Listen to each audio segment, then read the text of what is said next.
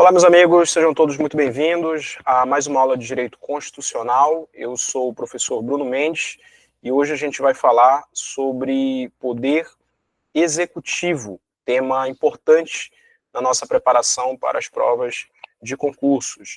Eu vou compartilhar com você aqui o nosso material de apoio para que fique mais fácil para a gente conseguir visualizar, e aí você vai fazendo aí juntamente comigo as suas anotações e as suas observações, tá? Primeiro ponto que a gente precisa lembrar, quando a gente fala sobre poder executivo, a gente está falando de um dos poderes, né, da nossa república, juntamente com o legislativo e o judiciário. O poder executivo forma a ideia da tripartição de poderes, né, dos três poderes que são independentes e harmônicos entre si. A gente tem poder executivo em todas as esferas federativas. No âmbito federal, o poder executivo ele se concentra principalmente na figura do presidente da República. No âmbito dos estados, a gente tem poder executivo se concentrando na figura dos governadores, e no âmbito dos municípios, a gente tem o poder executivo concentrado nas mãos dos prefeitos, né? A nossa Constituição Federal, ela traz delineamentos mais aprofundados em relação ao poder executivo federal, que vai abordar exatamente aí a figura do presidente da República e também de outras figuras ali que fazem parte e estão dentro também dessa noção de poder executivo no âmbito federal. E para efeito de provas, que é o nosso maior objetivo, é importante a gente conhecer essas disposições que a Constituição Federal traz a respeito do poder executivo, tá? Então, a partir do artigo 76 da Constituição Federal, a gente vai ter normas relacionadas ao poder executivo em âmbito federal. E esse poder executivo é exercido pelo presidente da República com o auxílio dos ministros de Estado. É o que o artigo 76 fala para a gente. O poder executivo é exercido pelo presidente da República e ele é auxiliado pelos ministros de Estado. Lembrando que os ministros de Estado, eles são nomeados para cargos de livre nomeação e exoneração. Portanto, não se exige concurso para ocupar a função de ministro de Estado, e dentre os requisitos para ser ministro de Estado é necessário que o indivíduo seja brasileiro, tenha nacionalidade brasileira, né, e tenha mais de 21 anos. Então, para ser ministro de Estado, tem que ter nacionalidade brasileira, tem que ter mais de 21 anos de idade, e é necessário estar no pleno gozo, no pleno exercício dos direitos políticos. E aí, a princípio, qualquer pessoa, desde que preencha esses requisitos, pode ser escolhido ministro de Estado. Um detalhe importante relacionado à nacionalidade é que não se exige que seja nacionalidade originária. A princípio, é possível que um brasileiro naturalizado, por exemplo, seja nomeado como ministro de Estado. Existe apenas um ministério que tem uma exigência de que o seu titular seja um brasileiro nato, que é o Ministério da Defesa, né? Quando a gente estuda lá nacionalidade, no artigo 12, no parágrafo 3º do artigo 12, nós temos os cargos que são privativos de brasileiros natos, e lá dentre esses cargos está o cargo de ministro de Estado da Defesa. Então, o ministro da Defesa tem que ser um brasileiro nato. Todos os demais não necessariamente serão natos, podem ser brasileiros naturalizados, muito embora a prática demonstre que, na maioria dos casos, acabam sendo realmente brasileiros natos, pessoas que têm nacionalidade brasileira originária, tá bom? Feita essa pequena observação relacionada aos ministros de Estado, vamos avançar aí na figura realmente do presidente da República, que é o ponto central aqui dessa análise em torno do Executivo Federal. O presidente da República, ele, para chegar no poder, ele tem que passar por um processo eletivo, né, um processo eleitoral, até mesmo para poder garantir aí a questão da legitimidade democrática, né? O presidente da República, ele é eleito, né, nos termos do artigo 77 da Constituição Federal, juntamente com o seu vice. Então você tem uma candidatura ali, uma chapa que é apresentada, né, e nessa chapa você tem a figura do presidente da República e do candidato a presidente da República, do candidato a vice, né, formando uma chapa única. E aí a eleição, ela acontece no primeiro domingo de outubro do ano anterior ao término do mandato presidencial vigente, né? É a data marcada para a eleição. E aí, nessa eleição de primeiro turno, se algum dos candidatos obtiver a maioria absoluta dos votos, né? Ou seja, metade do total mais um de votos existentes dentro do cenário eleitoral brasileiro, esse indivíduo é eleito presidente da República, juntamente com seu vice ali, eleito também junto na chapa. Se por alguma razão alguém não alcançar a maioria absoluta de votos nesse primeiro turno, é realizado um segundo turno, e o segundo turno ele ocorre no último domingo de outubro, também do ano anterior ao término do mandato presidencial vigente. E aí, quem obtiver a maioria absoluta dos votos válidos, não sendo computados votos brancos, votos nulos, será eleito presidente da República, né?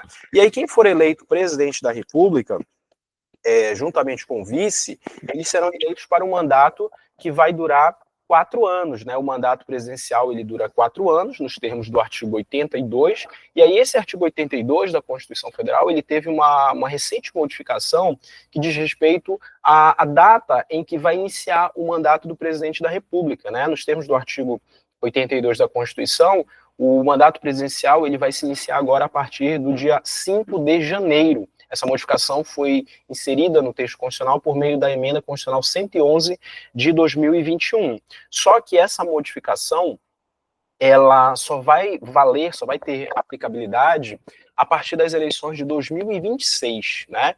Então, a partir das eleições de 2026 é que nós teremos a aplicação desse novo prazo, e aí, em termos práticos, essa nova data de 5 de janeiro, ela vai ser utilizada pela primeira vez no dia 5 de janeiro de 2027, que é quando os eleitos, né, ou melhor dizendo, o eleito, né, o presidente eleito em 2026 vai tomar posse no dia 5 de janeiro de 2027. Essa mesma emenda 111, ela também promoveu uma modificação lá no artigo 28 da Constituição, que é o artigo que fala sobre os governadores. Também houve modificação na data do início do mandato dos governadores, que também antes era 1º de janeiro, exemplo do mandato do presidente da República, só que agora o dos governadores começa no dia 6 de janeiro, tá? Então nós tivemos essa modificação, o mandato presidencial começa no dia 5 de janeiro e o mandato dos governadores começa no dia 6 de janeiro. Lembrando que essas novas datas, elas serão aplicadas a partir das próximas eleições nesse caso de 2026, significa dizer que em janeiro de 2027 é que nós teremos a aplicação desses novos parâmetros aí de datas, tá? Lembrando que em relação aos prefeitos, nós não tivemos modificações, ou seja, os prefeitos, eles continuam tomando posse, né, iniciando seus mandatos, sempre no dia 1º de janeiro do ano seguinte à realização das suas eleições. Portanto, os prefeitos, né, que estão sendo eleitos nas eleições municipais agora, eles tomarão posse nos próximos dias 1º de janeiro, tá? Não houve modificação em relação à figura dos prefeitos, tá? O presidente da República, ele é eleito juntamente com o seu vice-presidente, e aí, uma vez que eles sejam eleitos, eles devem tomar posse, né?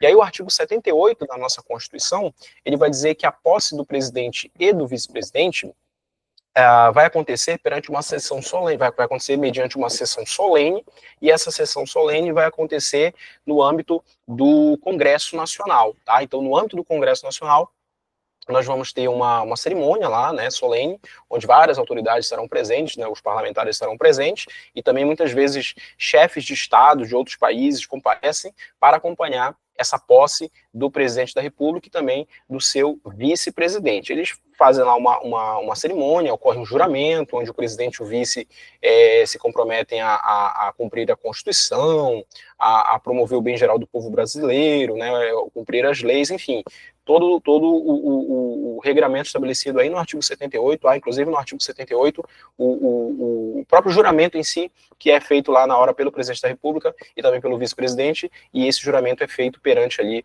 o Congresso Nacional. Um ponto importante ocorre aí no parágrafo único do artigo 78, quando ele diz, quando ele trabalha com uma hipótese, né, que nunca aconteceu no Brasil, mas é uma hipótese que pode acontecer, né, de repente o presidente da República e o seu vice não tomarem posse por alguma razão na data marcada.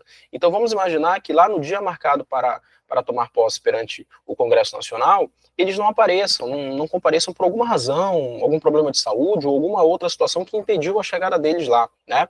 Se isso acontecer, o texto constitucional fala no parágrafo único que será iniciado ali um prazo de 10 dias, né, para que se aguarde o presidente e o vice comparecerem ao Congresso Nacional para que eles possam tomar posse. Se passar esses 10 dias e o presidente e o vice não comparecerem para tomar posse, né, o que pode acontecer aí? Os cargos poderão ser declarados vagos, logicamente, desde que eles não compareçam e não apresentem uma justificativa, né, de força maior pelo qual eles não compareceram. Se existir, por exemplo, uma situação aí de saúde, né, que impossibilite-os de tomar posse, é possível haver aí uma flexibilização.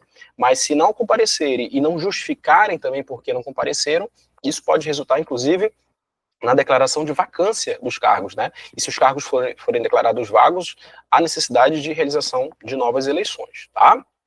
Veja bem, a nossa Constituição, ela estabelece que a eleição do presidente da República importa a eleição do vice-presidente. O parágrafo 1º do artigo 77 fala que a eleição do presidente importa a eleição do vice com ele registrado. E esse vice-presidente, ele é uma figura importante dentro dessa estrutura do Poder Executivo Federal, porque o vice-presidente, ele é considerado o sucessor e substituto natural e imediato do presidente da República. O que significa isso? A gente diz que o vice-presidente, ele é sucessor quando ele ocupar a presidência da República de maneira definitiva. A gente diz que ele é substituto quando ele ocupar a presidência da República de maneira temporária. Então, significa dizer que o vice-presidente, ele pode ocupar, né, estar na condição de presidente da República, tanto de maneira definitiva quanto de maneira temporária.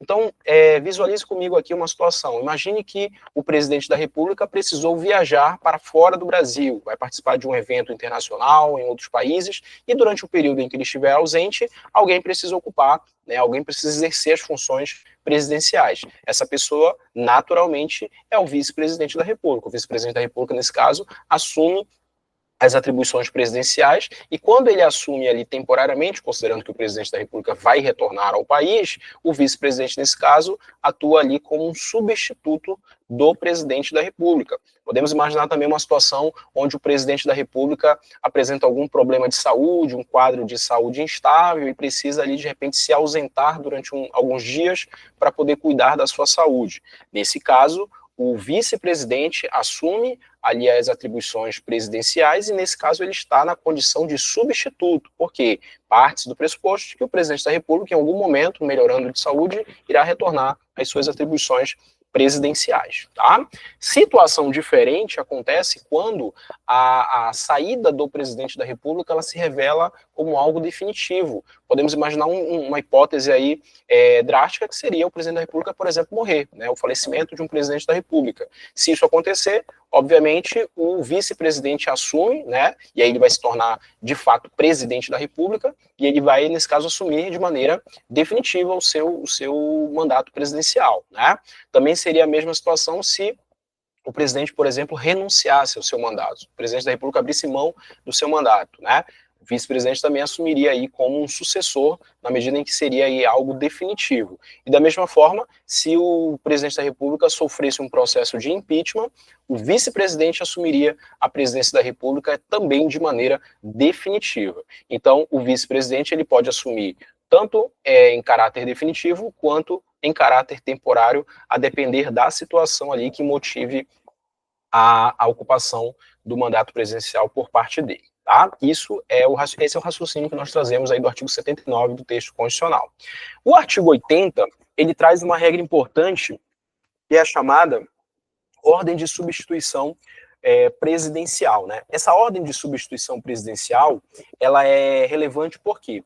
Porque muitas vezes você tem situações onde tanto o presidente da República quanto o vice-presidente da República, eles precisam se ausentar do país, ou estão por alguma razão impossibilitados de ocupar a presidência da República. O mais comum de nós vermos são situações onde o presidente e o vice se ausentam do Brasil. Há um evento internacional e acaba que os dois participam, ou de repente existe ao mesmo tempo 2 eventos internacionais em 2 lugares diferentes, e é necessário que um vá para um lugar e o outro vai para outro lugar, e aí acaba que, nesse caso, você tem a necessidade de os dois se ausentarem ao mesmo tempo do país. Se isso acontecer, se essa situação vier a acontecer, qual é o raciocínio aí que nós vamos ter que aplicar para efeito de que o cargo presidencial não fique sem ninguém ali no comando? O artigo 80 estabelece uma ordem que deve ser observada, e essa ordem coloca o presidente da Câmara dos Deputados em primeiro, depois o presidente do Senado Federal e, por último, o presidente do Supremo Tribunal Federal. Então você tem presidente da República e vice-presidente da República como os elementos centrais ali do Poder Executivo Federal, e aí, se eles não puderem ocupar a presidência, quem é que vai ser chamado? O presidente da Câmara dos Deputados, depois o presidente do Senado e, por último, o presidente do STF.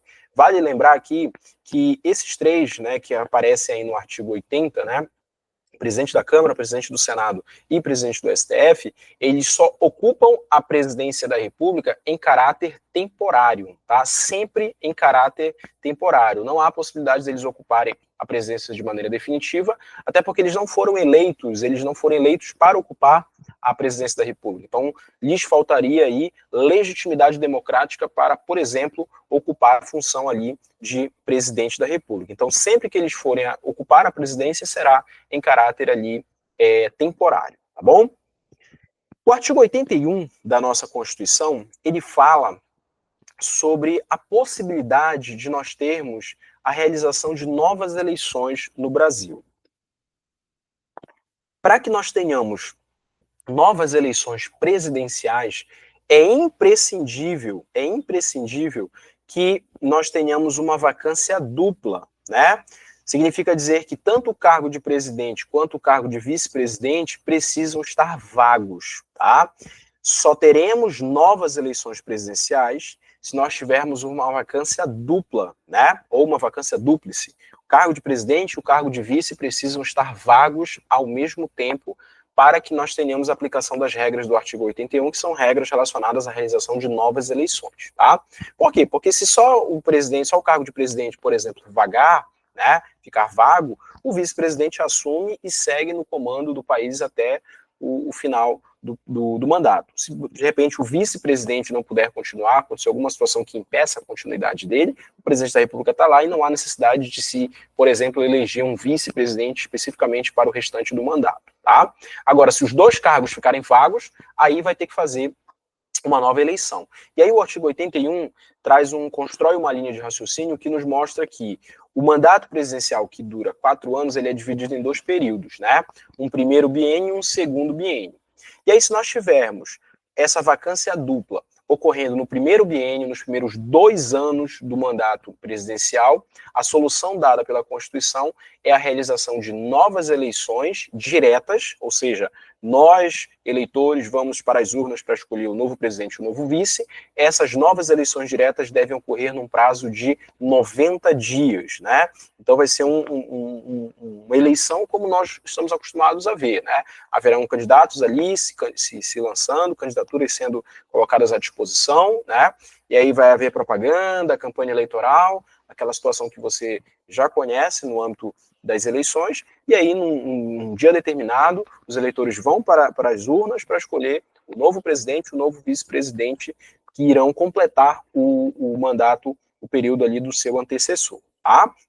Agora, se nós tivermos uma eleição, ou melhor, se nós tivermos uma vacância dupla ocorrendo no segundo biênio, nos últimos 2 anos do mandato, aí nesse caso, a solução dada pela Constituição é a realização de eleições indiretas, tá? Essas eleições indiretas devem acontecer num prazo de 30 dias, e essas eleições indiretas, elas são organizadas pelo Congresso Nacional. O que significa isso? Significa dizer que os parlamentares federais, deputados e senadores, é que irão votar para escolher o novo presidente e o novo vice-presidente. Por isso que são eleições indiretas, porque nós, eleitores, não iremos, nesse caso, votar para escolher o novo presidente e o novo vice-presidente. E, tal como na situação anterior, os eleitos irão completar o mandato dos seus antecessores, tá? Esse mandato mais curto que o artigo 81 coloca é chamado pela doutrina de mandato tampão, né? Mandato tampão por quê? Porque ele é um mandato que vem ali para tampar um período que ficou do mandato anterior. Então significa dizer que quem for eleito na forma do artigo 81, independente se a eleição for no primeiro mandato, no primeiro biênio, melhor dizendo, ou se for no segundo biênio, é alguém que vai cumprir um mandato tampão, é alguém que não vai ficar 4 anos, vai ficar ali apenas o tempo que estiver faltando. Pode ser 1 ano, pode ser 2 anos, 3 anos, dependendo, né, do momento em que ocorreu a vacância dupla. Esse indivíduo que foi eleito no mandato tampão, ele tem possibilidade de se reeleger? Sim, ele tem possibilidade de se reeleger. E aí, se ele conseguir se reeleger, aí sim ele fica o período completo de 4 anos. Mas se ele for eleito em um mandato tampão, ainda que esse mandato tampão dele seja, por exemplo, de 1 ano apenas, ou de alguns meses, já é considerado o primeiro mandato dele. E aí uma possível reeleição, ele ficaria mais 4 anos e aí não poderia buscar de novo, uma outra eleição consecutiva, porque configurariam aí 3 mandatos seguidos, o que é vedado pelo artigo 14, parágrafo 5º da Constituição, em relação a cargos do Poder Executivo, tá?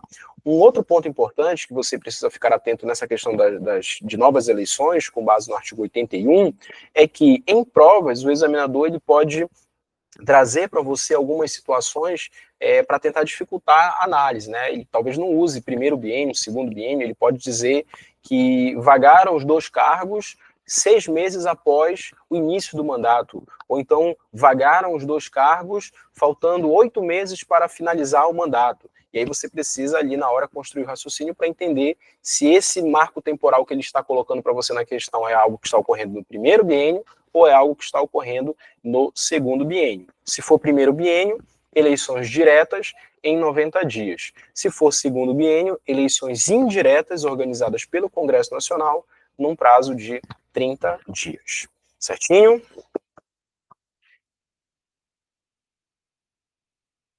Para a gente arrematar aí esse primeiro momento, há uma regra importante no artigo 83 da nossa Constituição, que é uma regra relacionada à possibilidade do presidente da República se ausentar do país, o presidente e o vice se ausentarem do país por um período um pouco mais longo, né? O texto constitucional fala no artigo 83 que se o presidente da República e o vice-presidente quiserem se ausentar do Brasil por um período que seja superior a 15 dias, eles precisam de autorização do Congresso Nacional, sob pena de os cargos serem declarados vagos. Então, veja bem, se o prazo do afastamento for menor do que 15 dias, ou até mesmo se for de 15 dias, não há necessidade de se obter uma autorização do Congresso Nacional.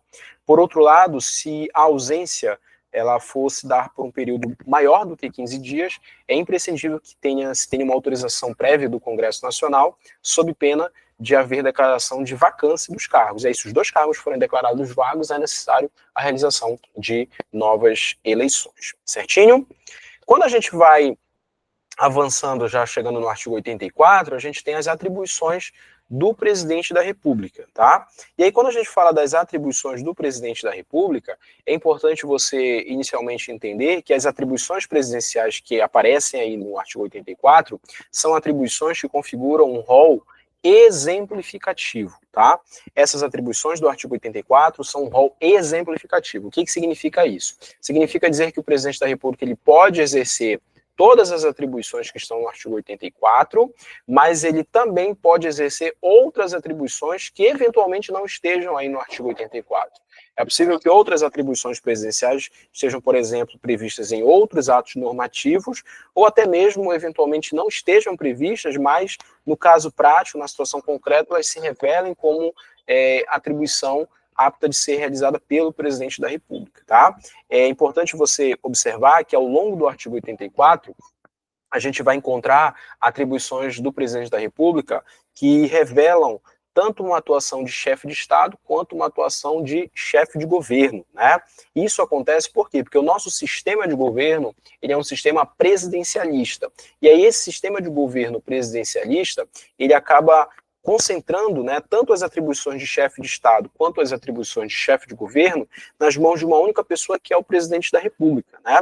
E aí muitas vezes as pessoas têm dúvida em relação ao que seria essa chefia de Estado, essa chefia de governo. Quando o presidente da República ele participa de uma situação em que ele está representando o Estado brasileiro, aí nesse caso ele está atuando como um chefe de Estado. Por outro lado, quando ele adota uma medida que é uma medida típica de natureza governamental, aí ele atua ali como um chefe de governo. Isso não necessariamente está relacionado a atos internos ou a atos externos, né? Ou seja, é possível que um ato externo se revele como uma medida de chefe de governo, da mesma forma como é possível que um ato interno se revele como uma medida de chefe de Estado. O que vai definir a natureza aí da atribuição, sendo de chefia de Estado ou de chefia de governo, não é o fato de ser uma atribuição interna ou uma atribuição externa, e sim a essência daquela atribuição. Se naquela situação ele está representando, por exemplo, o Estado brasileiro, aí nesse caso você tem uma atribuição de chefe de Estado.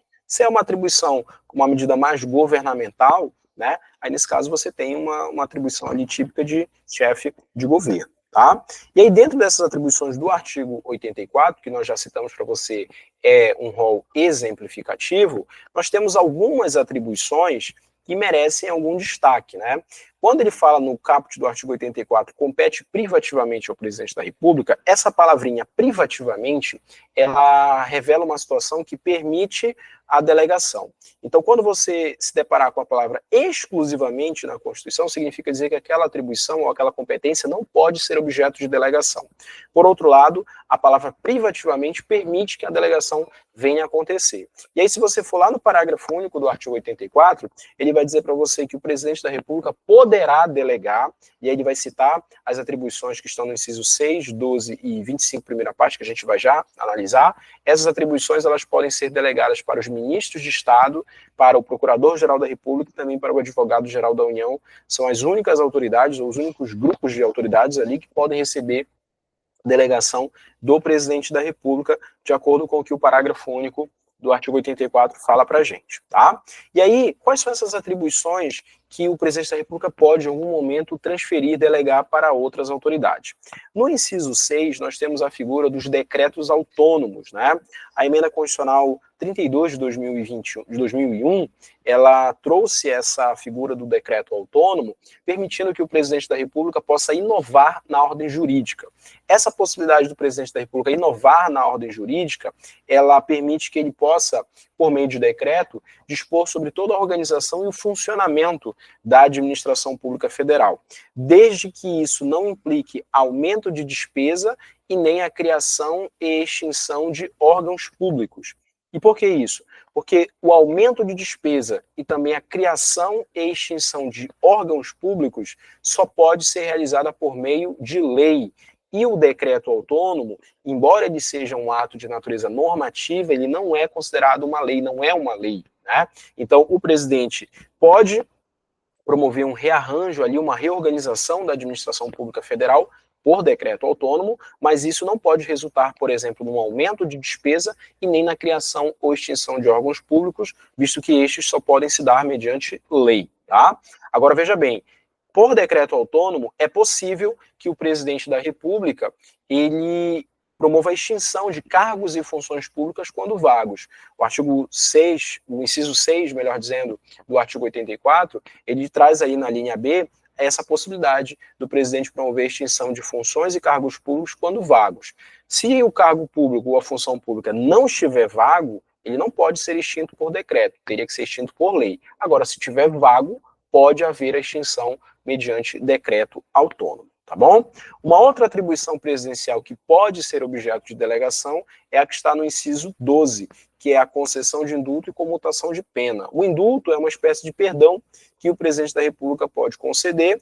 A comutação de pena é uma troca de pena, né? A legislação de natureza penal estabelece situações onde isso pode acontecer, né?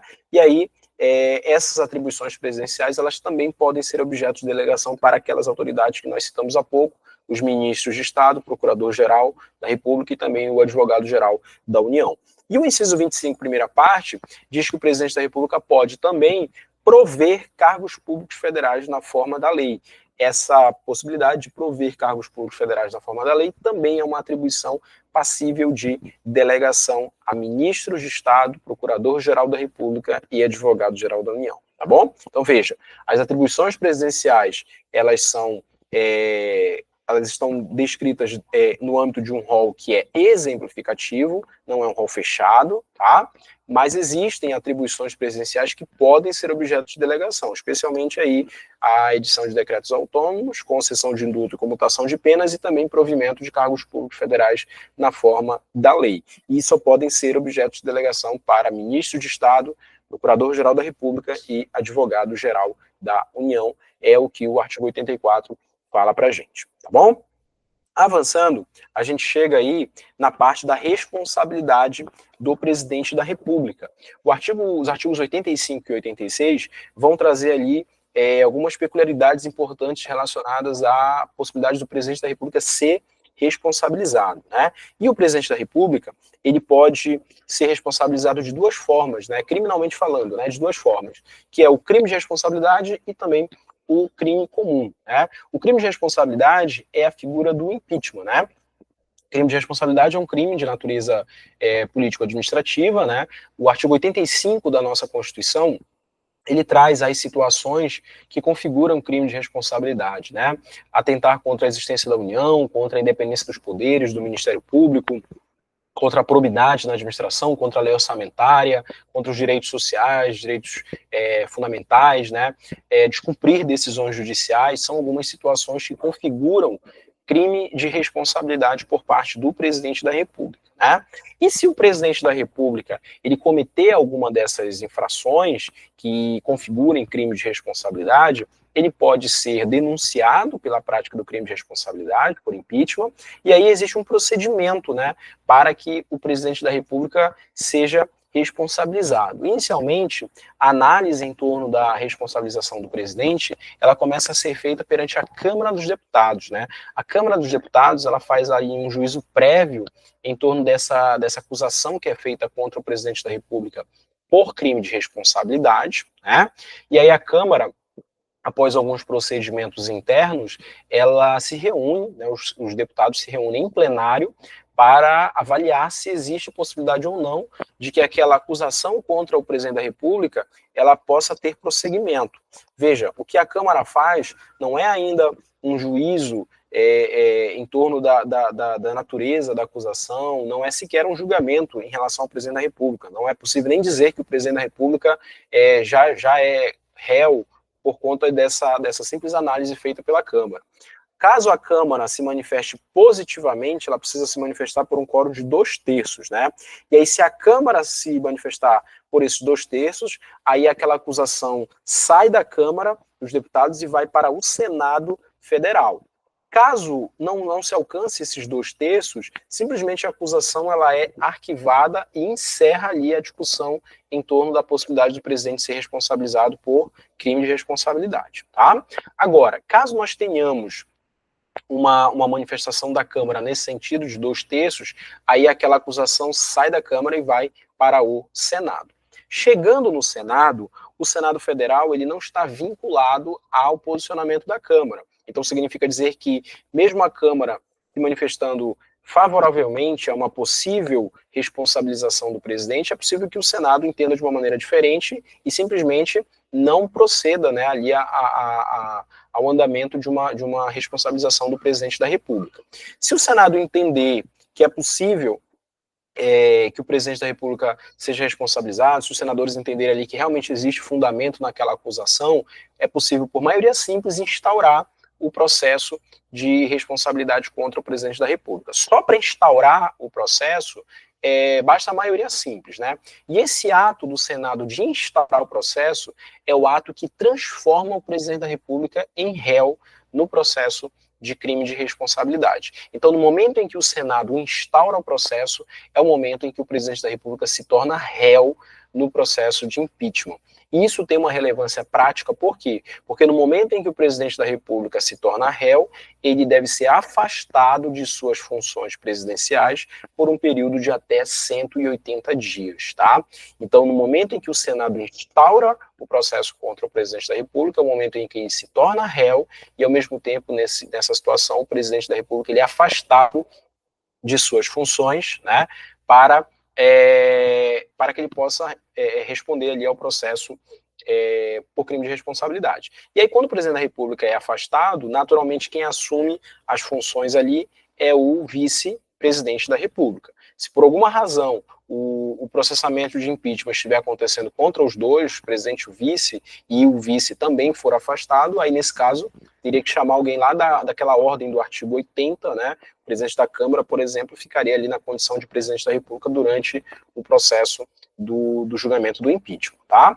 E aí, no âmbito do processo de impeachment, né, o presidente da República vai poder fazer uso de todas as prerrogativas legais e constitucionais que estarão à sua disposição, devido ao processo legal, utilização de todas as provas em direito admitidas, né, a questão da defesa técnica pode ser utilizada, ele mesmo, o presidente da República, tem a possibilidade de prestar o seu depoimento, o interrogatório, inclusive, é o último ato aí do processamento, né, e durante esse período em que o processo estiver sendo ali objeto de julgamento, né, no âmbito do Senado Federal, o presidente do STF, ele vai funcionar como a autoridade ali que vai presidir o julgamento, né?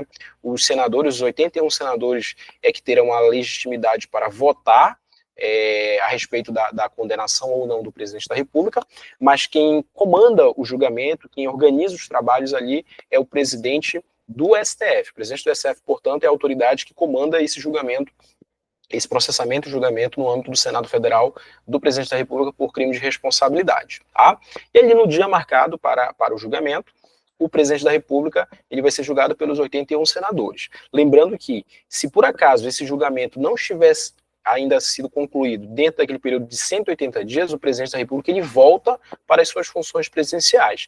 Esse tempo aí é um tempo bem razoável que a Constituição estabeleceu, justamente para que haja tempo ali hábil para o julgamento, e aí nós não nos deparemos com a situação ali que seria até certo ponto absurda, né, de um presidente voltar para as suas funções, estando respondendo ali por crime de responsabilidade. Os dois impeachments que nós tivemos no Brasil, né, em 92 e também em 2016, nós tivemos ali uma situação onde o julgamento ele foi concluído antes desse período ali de 180 dias, né? E ali, no julgamento, o Senado, para condenar o presidente da República, precisa se manifestar também por 2/3 de seus membros. 2/3 de senadores precisam se manifestar no sentido de condenar o presidente da República por crime de responsabilidade. Caso não se alcance esses 2/3, o que acontece? O presidente ele é absolvido das acusações e aí volta e reassume as suas funções presidenciais sem nenhum problema, tá? Agora, caso nós tenhamos uma condenação imposta do presidente da República, aí nesse caso, essa condenação ela vai gerar o quê? A perda do cargo presidencial com inabilitação para o exercício de qualquer função pública pelo período de 8 anos. Essas duas sanções, elas estão previstas no artigo 52, parágrafo único. O artigo 52, parágrafo único. O artigo 52, ele fala das competências do Senado, e lá no parágrafo único ele fala a respeito dessa sanção que será aplicada ao presidente da República, que eventualmente for condenado por crime de responsabilidade, e ele diz que a sanção é a perda do cargo, ou seja, ele vai deixar de ser presidente da República, e ele vai ficar inabilitado para exercer qualquer função pública durante 8 anos. O que significa essa inabilitação? Significa dizer que durante o período de 8 anos, esse presidente que for condenado por crime de responsabilidade, esse presidente que for impeachmentado, ele não pode ocupar nenhuma função pública, não apenas função eletiva. Ele não poderia ocupar um cargo comissionado, ele não poderia tomar posse num cargo decorrente de concurso público, ele não poderia ocupar nenhuma função pública durante esse período de 8 anos. Esse é o mandamento que o texto constitucional coloca em relação ao presidente da República que for condenado por crime de responsabilidade. Vale ressaltar que não existe prisão em decorrência apenas e tão somente dessa situação de perda do cargo, tá? A perda do cargo em si, ela não gera, e a inabilitação, né, a condenação por crime de responsabilidade, ela não gera prisão ao presidente da República. Pode ser que aquela situação específica, ela também seja objeto de outras infrações, e aí em outras infrações, eventualmente, é possível que ele seja que seja imposta a ele uma prisão, mas somente pelo crime de responsabilidade ele não é preso, porque o crime de responsabilidade não prevê prisão como uma de suas penas, tá bom? Certinho? E é possível também que o presidente da República ele seja responsabilizado no âmbito das infrações penais comuns, chamados também de crimes comuns, né? Seriam aí quaisquer crimes cometidos pelo presidente da República que não ostentem aí, que não se enquadrem como crime de responsabilidade. Então poderia ser aqui um crime de corrupção passiva, participação em organização criminosa, crimes que o presidente da República poderia cometer, né, no âmbito das suas atribuições, no exercício das suas funções e relacionados com as funções presidenciais. Caso o presidente da República cometa um desses crimes, ele poderá ser denunciado, né, ou é possível também que seja apresentada uma queixa-crime contra ele. Isso normalmente é apresentado no âmbito do STF, porque o foro especial para julgar o presidente da República no âmbito criminal é o STF. E aí, então, lá o STF receba alguma acusação ou queixa-crime contra o presidente, o STF, sem analisar nada, manda para a Câmara dos Deputados para que a Câmara inicie o procedimento de análise sobre a possibilidade do presidente ser responsabilizado durante o mandato. Tá? E aí a Câmara dos Deputados, mais uma vez, faz um juízo prévio em torno dessa acusação feita contra o presidente da República, e para que esse juízo seja considerado positivo, é necessário que a Câmara se manifeste por 2/3 de seus membros. Se não houver manifestação da Câmara por 2/3, aquela acusação não vai para frente, aquela discussão é encerrada e arquivada ali naquele momento, tá? Caso nós tenhamos essa manifestação da Câmara por 2/3, aí o que nós vamos ter? A discussão vai sair da Câmara dos Deputados, né, e vai agora para o Supremo Tribunal Federal. Por que vai para o Supremo? Porque agora nós não estamos mais falando de crime de responsabilidade. O impeachment é uma infração político-administrativa, é um crime que tem uma natureza ali política, né? Já a infração penal comum aqui analisada, ela é um crime efetivamente comum, uma infração penal, né? E como é jurisdição criminal, teria que ser no STF, que é o foro especial para julgar o presidente da República. E aí, no âmbito do STF, se o STF receber a denúncia ou a queixa-crime, esse ato do STF de receber a denúncia ou queixa-crime é o ato que transforma o presidente da República em réu por conta dessa situação e gera também o afastamento do presidente da República de suas funções por um período de até 180 dias. Então, veja, se o STF receber a denúncia ou queixa-crime, o presidente se torna réu e é afastado de suas funções por 180 dias. O vice-presidente, nesse caso, assume as funções presidenciais durante o período, né, que o presidente estiver respondendo ali ao processo criminal.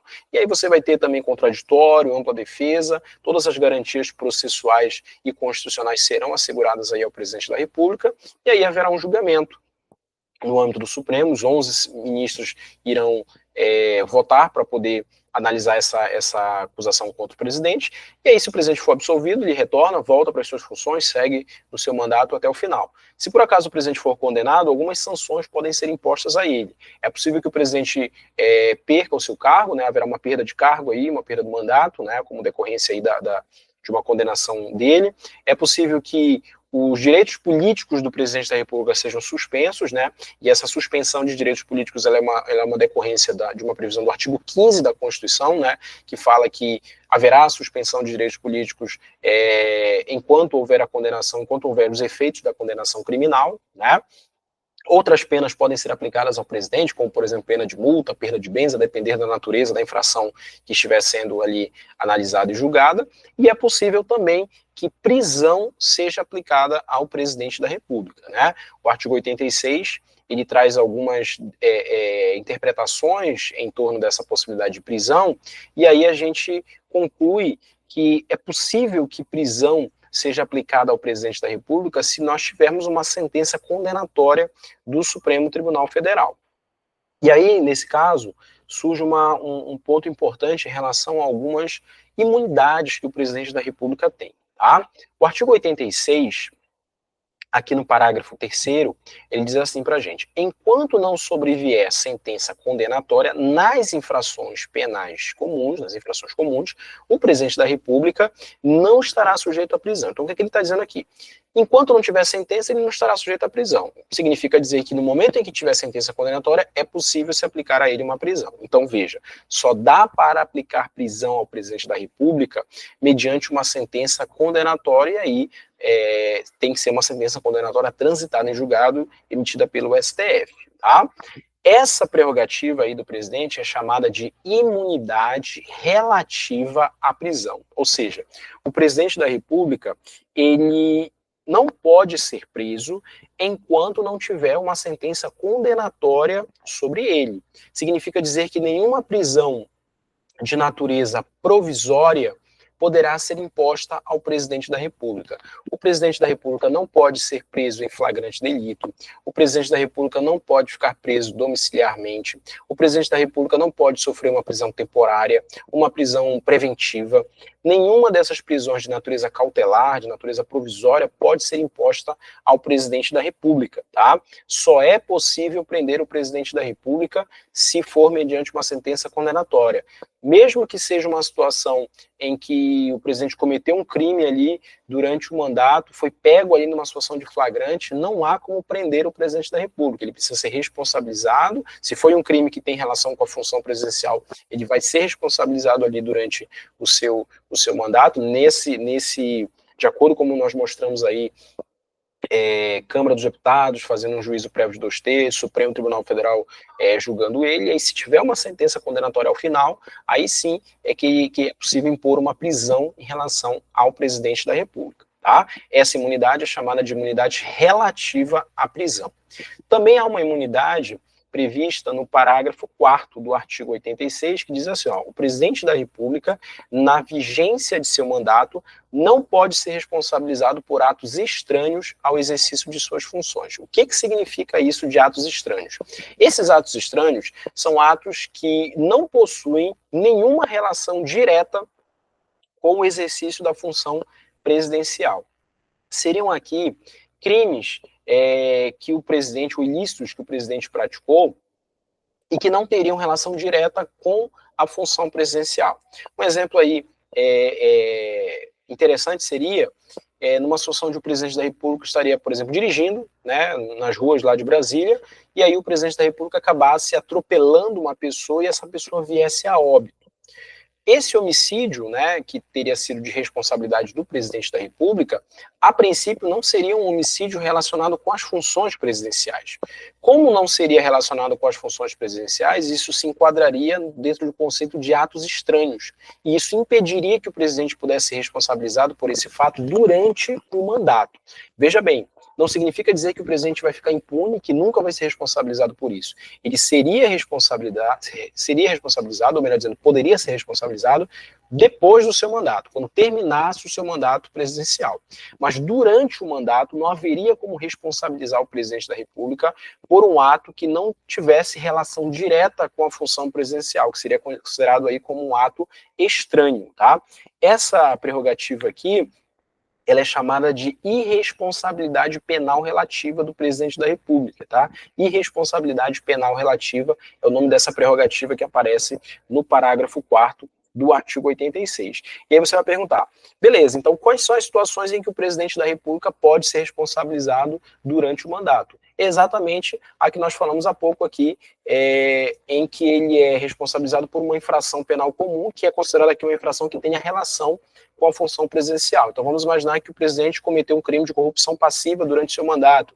O presidente recebeu, de repente, um valor, né, para praticar algum ato de ofício ou deixar de fazer alguma coisa, e ali naquela situação gerou uma responsabilidade do presidente. Aí ele pode ser responsabilizado durante o seu mandato, porque nesse caso você tem um crime que foi praticado no exercício das funções presidenciais, diretamente relacionado com as funções presidenciais. Como não se enquadra aí como um ato estranho, pode ser responsabilizado durante o mandato. Então, durante o mandato, o presidente pode ser responsabilizado por crime de responsabilidade, que seria a figura do impeachment, e também por uma infração penal comum, desde que essa infração penal comum tivesse alguma relação direta com a função presidencial, desde que seja um crime cometido ali no exercício das funções presidenciais. Agora, se for um crime que não tenha relação com a função presidencial, ele pode se enquadrar aí como um ato estranho, e aí se for um ato estranho, não admite que o presidente seja responsabilizado durante o seu mandato, ele seria responsabilizado apenas após o término do seu mandato.